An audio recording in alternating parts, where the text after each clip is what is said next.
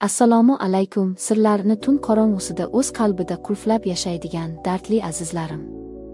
Hikoyachi Momo kanaliga yana bir bor xush kelibsiz. Men bugun o'z qalbimni sizga ochmoqchiman.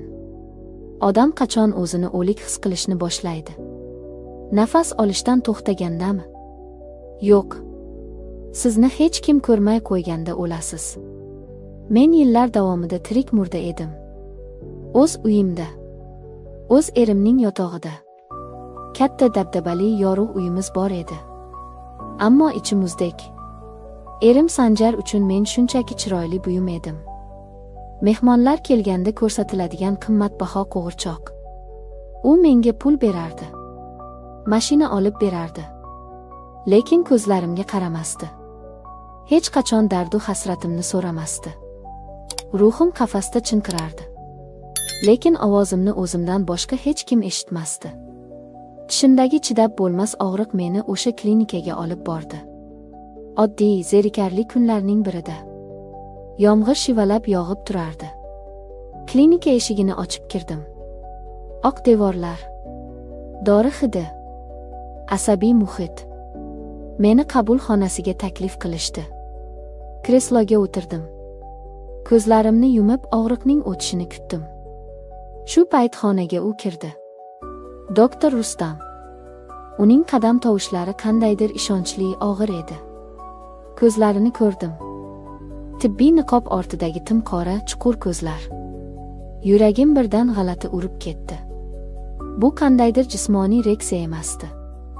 Ruhim uyg'ongandek bo'ldi. Qo'rqmang, hammasi yaxshi bo'ladi, dedi u. Ovozida shunday muloyimlik bor ediki, yig'lab yuboray dedim. U menga yaqinlashdi. Yuzimga chiroqni to'g'riladi. Barmoqlari yuzimga tegdi. Lateks qo'lqopning sovuq hidi emas. Uning barmoqlaridan iliq erkakchasiga ishonch isi kelardi. Har bir harakati ehtiyotkor. Go'yoki men shishadan yasalganmandek. U tishimni davolardi. Lekin men uning barmoqlari yuzimda siljishini his qilardim. Nafasi yuzimga urilardi. Men ko'zimni yumardim. Ammo ongimda faqat u bor edi. Og'riq qayoqqadir yo'qoldi. Uning o'rnini butunlay boshqa, shirin bir his egalladi. O'sha kuni uyga qaytdim. Oynaga qaradim. Yuzimda qizarish bor edi. Ko'zlarimda uchqun. Men yillar davomida bunday yashnamagan edim. Sanjar kechasi uyga keldi. Charchagan, asabiy. Menga qaramay ovqatlandi. Telefoniga tikilib yotdi. Men uning yonida bir to'shakda yotardim. Lekin oramizda butun boshli okean bor edi. Men ko'zimni yumdim va doktor Rustamning o'sha qora ko'zlarini esladim. Uning yuzimga tegingan issiq barmoqlarini. O'zimdan nafratlanib ketdim. Men erli ayolman. Qanday qilib boshqa erkakni o'ylashim mumkin? Vijdonim meni tinmay azoblardi. Ammo ertalab bo'lishini, yana klinikaga borishni o'lgudek xohlardim. Ikkinchi uchrashuvimiz. U meni ko'rib jilmaydi. Niqobini yechdi. U shunday kelishgan, shunday sokin ediki. Bugun ancha yaxshisiz, dedi u ko'zlarimga tikilib. Men uning nigohiga dosh berolmadim. Boshimni egdim. Muolaja tugagach, u qo'ltiqtayog'imdek bo'lib qolgan sumkamni olib berdi. Qo'llarimiz tasodifan tegib ketdi. Xuddi tok urgandek bo'ldi. Ikkimiz ham qotib qoldik. U qo'lini tortmadi. Men ham. Biz bir necha soniya bir-birimizga termulib turdik. Klinika ichidagi shovqin, tashqaridagi mashinalar ovozi o'chib qoldi. Faqat uning nafas olishi eshitilardi. Sizni shunchaki bemor deb qabul qilolmayapman, Madina, dedi u birdan. Ovozida qandaydir og'riq bor edi. Yuragim qafasini yorib chiqmoqchi bo'ldi. U mening ismimni shunday aytdiki, ismim qanchalar chiroyli ekanini endi bildim. Men qochib ketdim. Uyga qanday yetib kelganimni bilmayman. O'z xonamga qamalib, ho'ngrab yig'ladim. Bu nima o'zi? Nega aynan men? Nega hozir? Oradan 3 kun o'tdi. Men klinikaga bormadim. O'zimni tiydim. Lekin har soniya u haqida o'ylardim. Kechasi yomg'ir yog'ayotgan edi. Telefonim jiringladi. Noma'lum raqam. Men sizni kutaman. Klinika oldidagi qahvaxonada. Soat 8 da. Ovozini darhol tanidim. Bormasligim kerak edi. Aql menga to'xta derdi. Lekin oyoqlarim o'zimga bo'ysunmadi. Qahvaxona jimjit edi. Burchakdagi stolda u o'tirardi. Qora palto kiygan. Meni ko'rib o'rnidan turdi. Men uning qarshisiga o'tirdim. Biz uzoq jim qoldik. Nega keldingiz? So'radim qaltiroq ovozda. Chunki sizsiz nafas ololmayapman, dedi u. Uning bu qadar ochiq, bu qadar jasur ekani meni qo'rqitdi. Lekin shu bilan birga o'ziga tortardi. U mening qo'llarimni ushladi. Sanjarning muzdek qattiq qo'llaridan butunlay farq qilardi. Rustamning kaftlari issiq va yumshoq edi. Men qo'limni tortmadim. Uzoq suhbatlashdik. U mening dardimni, ichimdagi qamoqni, erimning beparvoligini bitta nigohdan tushunib yetdi. Meni tushunadigan odam topilgandi. Biz tashqariga chiqdik. Yomg'ir kuchaygan edi. Soyabon ostida ikkimiz. Juda yaqinmiz. U menga o'girildi. Qorong'i ko'cha. Hech kim yo'q. U mening yuzimni hovuchladi. Bosh barmog'i bilan labimni ohista siladi. Men qarshilik qilmadim. Aql butunlay o'chgan edi. U asta egildi. Lablari labimga tegdi. Bu shu qadar nozik, shu qadar ehtiyotkor bo'lsa ediki, men erib ketdim. Bu ehtirosda jismoniy harislik yo'q edi. Unda yillar davomida kutilgan mehr, sog'inch va tushunish bor edi. O'sha tunda men ilk bor o'zimni ayoldek his qildim. Tirik, kerakli va sevimli ayoldek. Ammo qalbimning bir chetida dahshatli aybdorlik hissi uyg'ondi. Men xiyonat qildim. Oradan oylar o'tdi. Biz uchrasha boshladik. Yashirincha. Qo'rquv va ehtiros aralashgan uchrashuvlar. Men o'zimni goh malikadek, goh jinoyatchidek his qilardim. Uyga kelganda Sanjarning ko'ziga qaray olmasdim. Sanjar esa hamon o'z ishlari bilan band edi. Men u uchun bor yo'g'i qulay uy bekasi edim. Lekin men endi o'sha bo'ysunuvchi Madina emasdim. Men sevib qolgandim. Rustam menga butunlay boshqa dunyoni ko'rsatdi. U men bilan soatlab gaplashar, kitoblar o'qib berar, sochimni silab uxlardi. Bizning muhabbatimiz go'zal, ayni paytda o'lgudek xavfli edi. Har lahzada sochilishi, parda yirtilishi mumkin edi. O'yin qoidasi juda qattiq edi. Kuzning sovuq kunlaridan biri edi. Sanjar ish safaridan barvaqt qaytdi. Men oshxonada choy tayyorlayotgandim.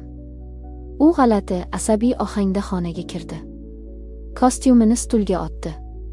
Menga yaqin keldi. Boshini egib bo'ynimni iskaladi. Yillar davomida bunday qilmagandi. Badanim jimirlab ketdi. Qo'rqib ketdim. Sendan qanaqadir yot hid kelyapti, dedi u past, bo'g'iq ovozda. Yuragim to'xtab qoldi. Rustamning atir hidi. Men ataylab atir sepmagandim, lekin uning hidi kiyimlarimga o'rnashib qolgandi. Do'konga chiqqandim, o'tkinchilardan yuqqandir, dedim o'zimni yo'qotmay. Sanjar ko'zlarimga uzoq tikildi. Hech narsa demadi. Lekin uning nigohida shubha urug'i unib chiqqandi. Shu kundan e'tiboran uydagi havo og'irlashdi. Sanjar o'zgardi. Men uning ko'zlarida yashirin kuzatuvni his qilardim. Rustam bilan uchrashish tobora qiyinlashardi. Men unga xavf haqida aytdim. Ketamiz, dedi Rustam ko'zlarimga qarab. Hammasini tashlab men bilan ket. Boshqa shaharga. Men seni o'zim halol qilib olaman. Bu taklif meni esankiratib qo'ydi. Sanjarning puli, obro'si bor edi. U meni shunchaki tinch qo'ymasligini bilardim. U mol-mulkini qizg'angandek meni qizg'anardi. Agar bilsa, ikkimizni ham yo'q qiladi. Lekin Rustam bilan ketish. Bu mening eng katta orzum va eng qora qo'rquvim edi. Men arosatda qoldim. Bir oqshom Sanjar menga qarab, bugun uyga mehmon keladi, eng yaxshi ovqatingni tayyorla, dedi. Uning ovozida nimadir sovuq narsa bor edi. Men doimgidek dasturxon tuzadim. Chiroyli ko'ylagimni kiydim. Soat 8da eshik qo'ng'irog'i chalinganda borib eshikni ochdim. Ostonada Rustam turardi. Qo'lida bir dasta atirgul. Mening miyamga qon urdi. Atrof gir aylanib ketdi. Rustam ham meni ko'rib qotib qoldi. Sanjar orqamdan keldi. "Tanishinglar", dedi u jilmayib ohangida zahar bilan. "Bu mening yangi biznes hamkorim Rustam." Men devorga suyanib qoldim. Nafas ololmasdim. Bu nima degani? Bu tasodifmi? Yo'q. Sanjarning nigohi hamma narsani aytib turardi. Stol atrofidagi o'tirish haqiqiy do'zax edi. Sanjar go'shtni maydalab kesar ekan, shunday dedi: "Rustam, bilasanmi, mening xotinim juda sadoqatli. U hech qachon mendan ruxsatsiz hatto ko'chaga ham chiqmaydi." Men ovqat yeyolmadim. Rustamning yuzi oppoq edi. U menga qaramaslikka harakat qilardi. Lekin qo'llari titrayotganini ko'rdim.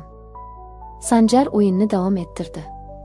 U qadahni ko'tarib, oila sirlariga, hech qachon fosh bo'lmaydigan yolg'onlarga dedi. Bu ochiq urush e'loni edi. Sanjar hammasini bilardi. Qanday qilib? Qachondan beri? Miyam bu savollardan yorilib ketay derdi. Men tuzoqqa tushgan hayvondek qaltirardim. Mehmon ketgach, uyda dahshatli sukunat hukm surdi. Sanjar televizor pultini olib divanga o'tirdi. Men oldiga bordim. "Sen bilasana", dedim shivirlab. Sanjar menga sekin o'girildi.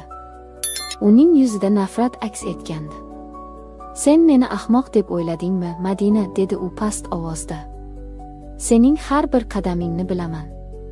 O'sha klinika, qahvaxona, yomg'ir ostidagi o'yinlaringni ham." U stol tortmasdan bir dasta surat oldi va yuzimga otdi. Suratlarda men va Rustam. Mashina ichida, qahvaxonada. Men polda sochilib yotgan suratlarga qarab yig'lay boshladim. "Meni kechir", deb yolvordim men. Lekin Sanjar kuldi. Uning kulgusi asabiy va qo'rqinchli edi. "Seni kechiramanmi? Men senga nima qildimki, ko'chadan it qidirib ketding? Senga pul kammidi? Kiyim kammidi?" U menga baqirardi. Men eshik tomon qochdim. O'z xonamga kirdim. Tuni bilan ko'z yosh to'kib chiqdim. Ertasi kuni ertalab telefonim jiringladi. Rustam. Madina. U tunda oldimga keldi.